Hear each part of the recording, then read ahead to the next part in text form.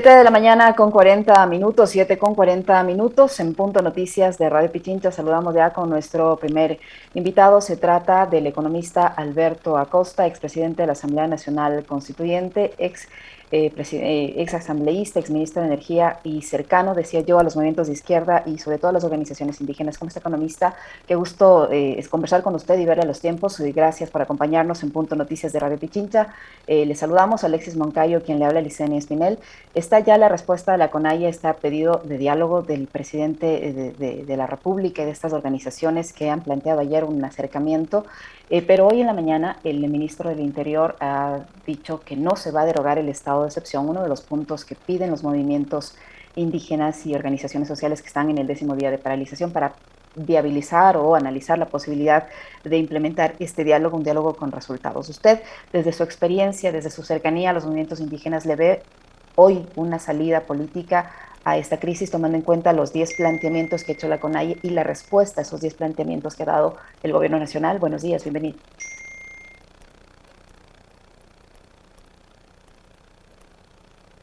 Micrófono. Muy buenos días, Licenia. Muy buenos días, Alexis. Qué gusto, economista. Un muy buen día a quienes nos están este rato escuchando y viendo. Yo no le podría anticipar realmente si hay ya las condiciones para el diálogo, porque me parece que el gobierno nacional ha confundido la necesidad de abrir la puerta a una conversación profunda, seria, para escuchar los planteamientos del movimiento indígena con la necesidad de llenar de policías y militares en las calles. Las respuestas que ha dado el gobierno nacional han sido, por decirlo menos, equivocadas. Empezar deteniendo al dirigente indígena, a Leonidas Issa, y después tener que soltarlo, demuestra que dentro del gobierno no había, al menos hasta la semana pasada y hasta ayer de noche, la predisposición para sentarse realmente a dialogar ¿sobre qué? Sobre los 10 puntos planteados por la CONAIE. Esa es la propuesta, esa es la plataforma que está movilizando este rato, sobre todo al movimiento indígena, y que va incrementando esa respuesta o esa propuesta con otros elementos que provienen de distintos sectores de la sociedad. Para que haya un diálogo, tiene que haber la predisposición de las partes para discutir los temas que son motivo de la discusión, de la disputa. No es solo un asunto de tener intermediarios, sí, se requieren intermediarios de buena fe, ojalá sirvan. Se requieren también metodologías, esa se puede conseguir de experiencias de otras situaciones o se puede inventar si es necesario, pero lo de fondo aquí es tener la predisposición para conversar, en este caso concreto, sobre los 10 puntos planteados por el movimiento indígena. Y hay que tener en cuenta un asunto, Alexis y Licenia, la necesidad de que se valore la protesta social. Miren ustedes, les voy a dar un ejemplo. Se viene reclamando desde hace tiempo atrás la urgencia de declarar el estado de emergencia a la salud. Si no había la protesta social, no había estado de emergencia en la salud. Yo creo que esas son entonces cuestiones que deberían sensibilizar a este gobierno y a todos los gobernantes. Es bueno sentarse a escuchar las propuestas de quienes tienen algún motivo de disconformidad o quienes plantean un cambio que consideran necesario. Economista, qué gusto conversar con usted como siempre. A ver, hay algunas precisiones que me gustaría que usted las haga porque conoce desde adentro también a la organización social. ¿Este movimiento indígena liderado por Leonidas Issa es el mismo del 2019 o las cosas y las circunstancias han cambiado? Le pregunto esto ¿por qué? Porque me parece que al, por ejemplo, promover la intermediación de organizaciones como Esquel, como Faro, Ciudadanía y Desarrollo, los mismos Yasunidos, le vi por ahí al Beno Bonilla, entre otros, me parece que quieren repetir el mismo libreto que el de aquella noche del 13-14 de octubre del 2019. ¿Es el mismo movimiento indígena? ¿Cuánto ha cambiado desde el 19 hasta la fecha? Yo no puedo hablar por el movimiento indígena, no formo parte del movimiento indígena, apoyo al movimiento indígena y cada vez que me han llamado, sobre todo las dirigencias del movimiento indígena, y he podido contribuir, lo hago con mucho gusto. Apoyo esas luchas y apoyo el reclamo actual, pero yo no puedo hablar por el movimiento indígena, Alexis. Ahora bien, entendamos. Pero superficialmente, o sea, por en la periferia, ¿qué se ve? Yo lo diría superficialmente, hagamos un análisis no solo del movimiento indígena del 2019 y el movimiento indígena del 2022. El país no es el mismo. Lo Correcto. que se vivía en el año 2019 no es lo mismo que estamos este rato experimentando. Ahí hubo un detonante que lo único que abrió es la tapa de una suerte de caja de Pandora de donde aparecieron una serie de dificultades y problemas que se vienen arrastrando en el Ecuador de tiempo atrás. Problemas estructurales, por ejemplo, el machismo, problemas estructurales, el racismo, problemas estructurales, la excesiva concentración de la riqueza en muy pocas manos, problemas estructurales, una economía atada a las exportaciones de recursos primarios. No nos olvidemos, este 26 de julio, de junio, se van a cumplir 50 años de ese gran desfile cívico-militar que se realizó de Santo Domingo, de la Plaza Santo Domingo al Colegio Militar Eloy Alfaro, para depositar ahí en el templete de los héroes el primer barril de petróleo. Y esta sociedad sigue ahora ilusionada con la minería. O sea que seguimos con esos temas estructurales que están generando una cantidad de dificultades y problemas. Entonces, lo que vivimos en esa época no es lo mismo que ahora, por una razón muy simple, porque los problemas son mucho más agudos, mucho más complicados.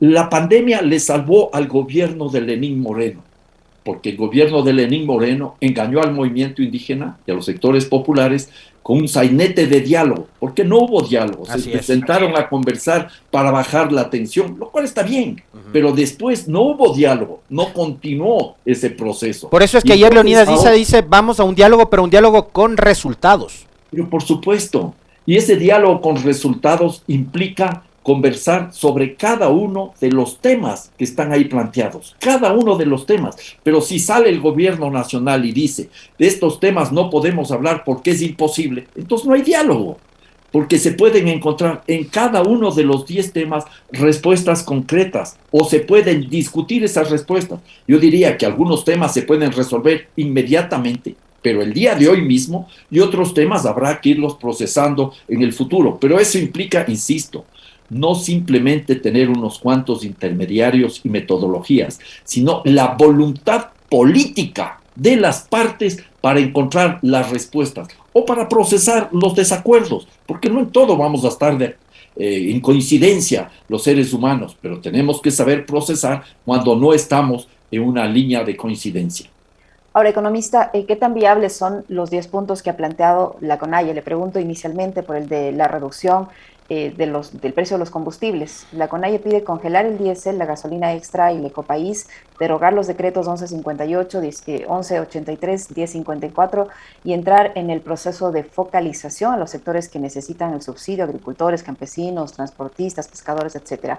En respuesta, el gobierno ha indicado que ya se congeló el precio del diésel en $1.50, la extra y el ecopaís en $2.10 en octubre del 2021 y se han focalizado subsidios, dice, a sectores vulnerables. Además, según el ministro de Economía, Simón Cueva, 977 millones de dólares al año costaría bajar el precio del diésel, de la extra y del ecopaís, un aproximado de 4.000 millones de dólares que podría llegar en total esta propuesta si se acepta la de la CONAIE. ¿Es así?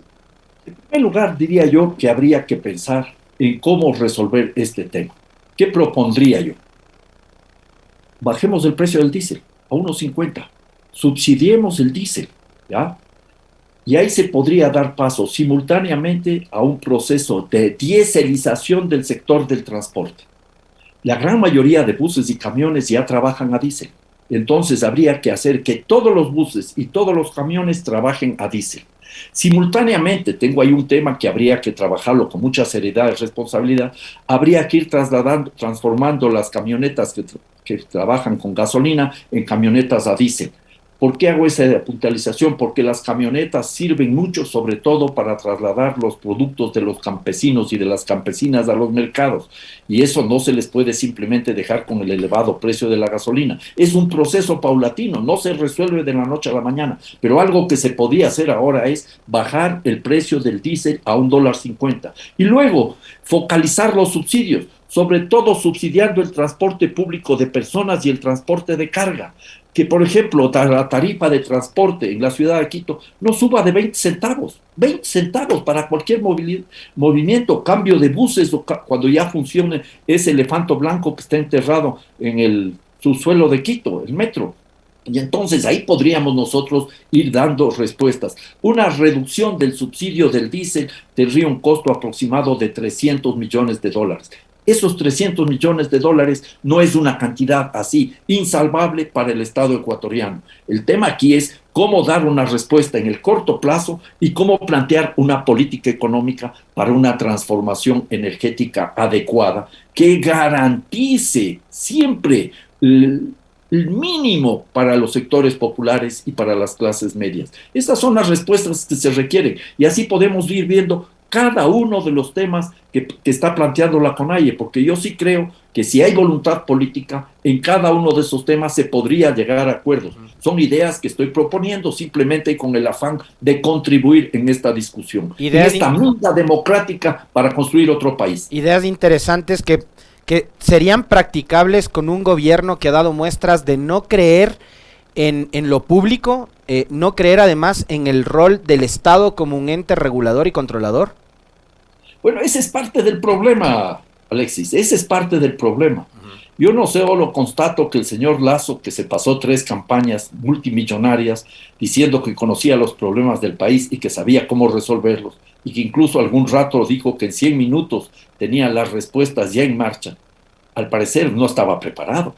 No sé qué montaron con él, una figura de campaña que no tenía los conocimientos adecuados. Y por otro lado, la tosudez propia de quienes tienen visiones ortodoxas, rígidas.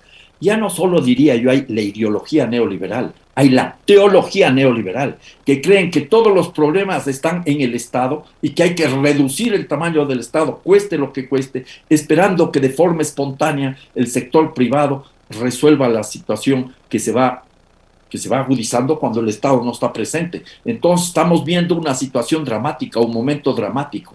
Un país que tiene recursos económicos, porque esto es lo problemático, esto es lo indignante. No es que estamos en una situación de un país que no tiene dinero. No, este país tiene dinero.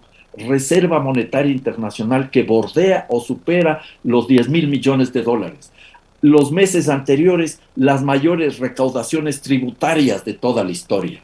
Y se está poniendo la casa en orden, pongámosle comillas en esto de la casa en orden. Se está poniendo simplemente en orden las cuentas fiscales, pero se olvida que la economía no está al margen de la sociedad. ¿Cómo entender la casa en orden si no hay medicinas en los hospitales? ¿Cómo entender la casa en orden si se despide a médicos y enfermeras? ¿Cómo entender que la casa está en orden si la infraestructura de educación está abandonada y destruida? Hemos visto estos días cuando empezaron las clases en la costa ecuatoriana. ¿Cómo entender que la casa está en orden y este gobierno no es capaz de alentar la producción, sobre todo en el campo? Estos son los temas que tienen que abordarse. Economista, otro de los puntos que se ha pedido a través de la CONAIE es el alivio económico para más de 4 millones de familias con la moratoria de mínimo un año y la renegociación de las deudas con la reducción de las tasas de interés en el sistema financiero. Sobre eso, el presidente ha respondido diciendo que Banecuador va a condonar los créditos vencidos de hasta $3,000 y que se incrementará el bono de desarrollo humano $5. Ni siquiera lo que cubre el costo de un litro de aceite actualmente, ¿no? $5 más al bono de desarrollo humano, ni para comprar un litro de aceite. Pero, en fin, con lo que tiene que ver con el sistema financiero privado, no hay una respuesta concreta a este pedido que hace la CONAIE. Mire, 2 temas. Uno, en relación a los $5, me parece que es una tomadura del pelo, una burla, ¿ya? $5, como bien señala Yesenia, ni siquiera es el precio del litro de aceite. Entonces, pongamos las cosas claras. Estas de esas medidas desesperadas del gobierno que trata de decir que está dando las respuestas a los sectores populares. Nuevamente, me remito a lo dicho anteriormente. Gracias a la movilización popular, al menos el gobierno está abriendo la puerta de la reestructuración de deudas para los créditos de hasta $3,000 en Banecuador. La pregunta que me hago es, ¿por qué solo en Banecuador? ¿Por qué no plantear una reestructuración de deudas, incluso una moratoria, en toda la banca y en las cooperativas? Para la gran banca, eso no es un problema mayor. La banca ha seguido haciendo ganancias multimillonarias, ganó como nunca en historia en el gobierno de Correa, ganó en medio de la crisis en el gobierno de Lenín Moreno y sigue ganando en la actualidad. ¿Por qué no establecer un mecanismo para que haya algo de sensibilidad en la banca y se pueda tener una oxigenación de la economía de quienes están ahogados con las deudas? Porque no solo es el aparato productivo, hay miles de familias que tuvieron que recurrir al endeudamiento en medio de la pandemia. Un año de moratoria de las deudas no va a quebrar a la banca, es más, va a permitir reactivar la economía y que los banqueros incluso puedan cobrar después sus acreencias. Claro, esa moratoria no significa que hay que capitalizar los intereses y que luego el peso va a ser mayor. Hay que buscar una respuesta adecuada al respecto. Si hay voluntad política, el presidente Lasso, el presidente banquero, ha dicho que eso sí es posible. Lo demuestra con Ban Ecuador. Ahora, hay señales que son contradictorias, porque por un lado, digamos, en el ámbito del control, de la manifestación y de la protesta economista, se dice, sí queremos dialogar, ya aceptamos, mandamos una carta a la Fundación Esquel y demás, pero resulta que hay un segundo fallecido en las protestas a causa de la represión en el Puyo, en Pastaza. Hay más de 70 personas heridas, sigue habiendo represión, se metieron a la Politécnica Nacional, a la Salesiana lanzaron bombas, a la Católica se metieron ayer por la noche, a la Central. Eso en cuanto a la protesta. Ahora, en cuanto a la política pública, en estos mismos días en que se ha generado toda esta ola de malestar, el gobierno no solo emite los decretos que dan lugar a la represión, el 455 en principio, el 459 después, sino el 457 que habla de la optimización del Estado, recorte, supresión de partidas, de vacantes, da lugar nuevamente a los despidos en el sector público, a la revisión de las tasas de los servicios en el sector público además. Entonces, con esos mensajes, ¿cómo van a sentarse a dialogar? ¿Qué es lo que está haciendo el gobierno? Bueno, ese es parte del problema, ese es parte del problema. Un gobierno que con sensibilidad, si es que la tenía, no la tuvo, un gobierno responsable debía haber pedido que se presenten esas propuestas de la CONAIE y discutirlas con seriedad, pero ya le dio largas. La CONAIE está planteando la necesidad de conversar desde junio del año pasado, y luego se sentaron a finalizar el año pasado, no recuerdo este rato la fecha exacta, y no hubo la apertura para un verdadero diálogo, porque diálogo no es, ya nos sentamos, ya conversamos, ya tomamos las fotos para los medios de comunicación y se acabó. No, hay que trabajar en serio, con mucha responsabilidad, priorizando los temas que se pueden resolver el día de hoy, 22 de junio, miércoles, porque hay temas que se pueden resolver. Por ejemplo, y hay una sugerencia, congelar el precio del diésel e impulsar un proceso de focalización y de transformación de la matriz energética, sobre todo en el ámbito del transporte. Luego, lo que estamos viendo es qué hace el gobierno: reprime, y toma medidas completamente, no diría confusas, no sé si detrás hay una mente perversa, ¿ya? Debe haber, porque quien escribió, por ejemplo, Alexis, el decreto 455, el borrador, ¿ya? El borrador entre comillas, incorporó, por ejemplo, el uso letal de las armas. Letal, estaba ahí. Estaba también la restricción de la información a través de las redes sociales. O sea, cuestiones que son abiertamente inconstitucionales. No es que se equivocaron, no. A lo mejor se dieron cuenta después, quizás, pero hay alguien que tiene esa mentalidad. Hay alguien que tomó la decisión de meterle preso a Leonidas Issa, no sé si para exacerbar los ánimos. Hay alguien que también planteó este decreto 457, que habla de los servidores del sector público. Yo no acabo de entender. Lanzan el decreto en medio de una bronca fenomenal y a las 2 horas lo retiran. Aquí a la final lo que estamos viendo que tenemos no decretos borrador, sino un presidente borrador, incapaz de dar respuestas adecuadas. Tu micrófono está apagado. Economista Acosta, sobre los demás pedidos que ha hecho la CONAIE, usted dice que algunos se pueden resolver de manera inmediata, como los que usted acaba de explicar, pero hay otros relacionados, por ejemplo, con el precio de los productos del campo. El gobierno ha respondido diciendo que se va a subsidiar el 50% de la URIA. Sobre derechos colectivos, el gobierno dice que se ha duplicado el presupuesto asignado para la educación intercultural bilingüe, y también sobre el pedido de no privatizar los sectores estratégicos. El gobierno nuevamente ha ofrecido que no se va a privatizar ningún servicio público o sectores estratégicos. Sin embargo, hay ya una fecha aproximada, por ejemplo, para la venta del Banco del Pacífico. Allí, ¿qué certeza y qué seguridad se podría tener las organizaciones que están manifestándose de que en la práctica y con el transcurrir del tiempo no se vendan o no se privaticen los sectores estratégicos? Bueno, en cada punto habría que ir planteando algunas lecturas y algunas propuestas. Voy a ser muy rápido en algunos, ¿ya? Cuando se habla de los precios justos de los productos del campo, habría que dar paso a una política de precios de sustentación para los productos agrícolas de la canasta básica familiar. Esto creo que sería una medida interesante. Tener precios de sustentación, precios altos, sobre todo precios bajos, que les garanticen un ingreso mínimo a los campesinos. Este rato, le enseña, deberíamos pensar quienes tenemos dificultades para acceder, por ejemplo, a las legumbres. ¿De dónde vienen esas legumbres? Hagamos un poquito de memoria, un poquito de reflexión. Dicen que los indígenas son vagos.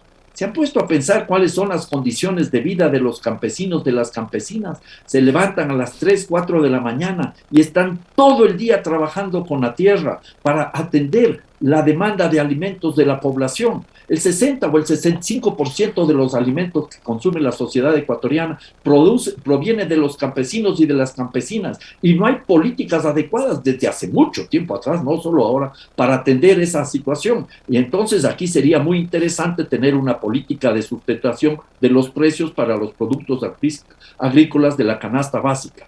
Luego pensar, por ejemplo, en el tema de las empresas del sector público que quiere privatizar el gobierno. Yo no privatizaría el Banco del Pacífico. Al contrario, el Banco del Pacífico lo entregaría como parte de pago al Instituto Ecuatoriano de Seguridad Social. Y ahí tendríamos un doble efecto positivo. Uno, se comenzaría por fin a pagar la deuda con el Instituto Ecuatoriano de Seguridad Social, que además es el que atiende el Seguro Social Campesino, no nos olvidemos de ese detalle, y simultáneamente podríamos ir conformando una suerte de gran frente pública, estatal y no estatal, con las cooperativas de ahorro y crédito para romper el oligopolio de la banca privada y así lograr la reducción efectiva de las tasas de interés.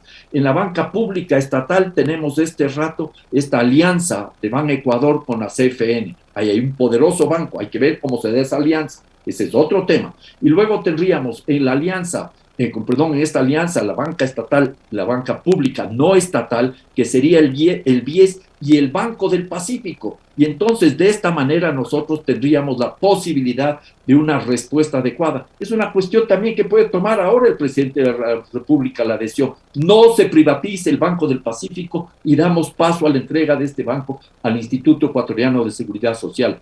Luego, la privatización de la Corporación Nacional de Telecomunicaciones, la CNT, no es lo más adecuado, porque es una empresa rentable, igual que el Banco del Pacífico, ¿ya? Y además, no se puede vender la empresa estatal para a la postre terminar por fortalecer el monopolio de las dos transnacionales que controlan la telefonía en el Ecuador. Hay dos empresas transnacionales que tienen utilidades sobre patrimonio neto al año de más del 90%. ¿No sería mejor fortalecer la CNT, darle un manejo adecuado, capitalizarla si es necesario, a que compita con esas empresas y les obligue a bajar el costo de la telecomunicación, de la telefonía, sobre todo la telefonía celular? En ese escenario, no solo que hay que impedir la privatización, la concesión, la delegación, la monetización de los servicios públicos y de otros sectores estratégicos y rentables para el Estado, sino que hay que fortalecerlo.